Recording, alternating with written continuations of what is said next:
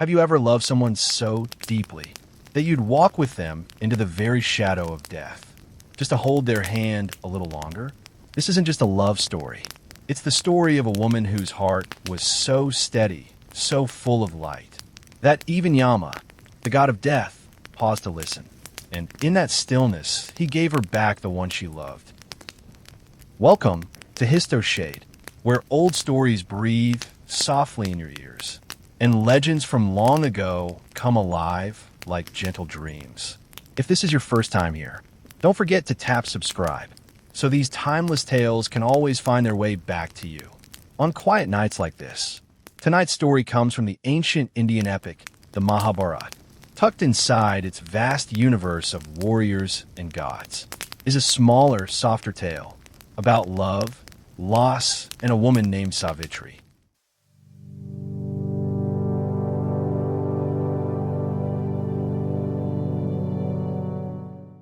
Long ago, in the kingdom of Madra, King Ashwapati and his queen prayed for a child. For years, they waited in silence until one day, a daughter was born, glowing, wise, and calm as the moon. They named her Savitri, after the goddess of strength, truth, and light. She grew up not just beautiful, but thoughtful. When it came time to marry, she looked around and saw no one. No man stirred her soul. So, she did what few royal daughters ever dared. She chose to leave the palace and find her own fate. And in the stillness of a forest, she found him. Satyavan, a kind, quiet young man, living in exile with his blind father. He had no crown, no gold, just eyes full of honesty and hands that worked with care. When he spoke, his words felt like home. And Savitri felt it in her bones. This was the man. But fate whispered a warning. The sage Narad told her, "Savitri, he is noble, but he is doomed to die in 1 year." And she replied, without flinching, "Then I will love him for a year, because I have chosen once, and I will not choose again." They were married quietly under the forest sky. No parades, no diamonds, just two souls side by side. Savitri cared for Satyavan's aging parents, walked barefoot among the trees, and watched each sunset with gratitude, even as she quietly counted the days. And then the year ended. On the morning of the day she feared, Satyavan rose early to cut wood.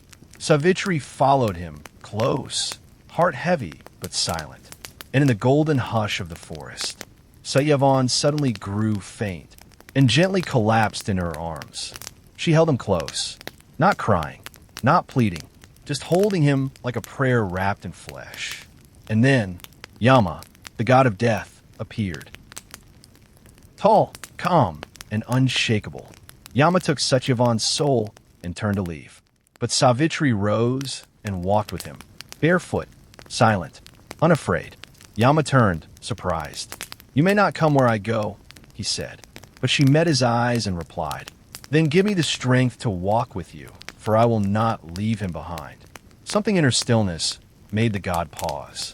So he offered her a boon, anything she wished, except the life of her husband. She asked for her father-in-law's sight to be restored. Granted.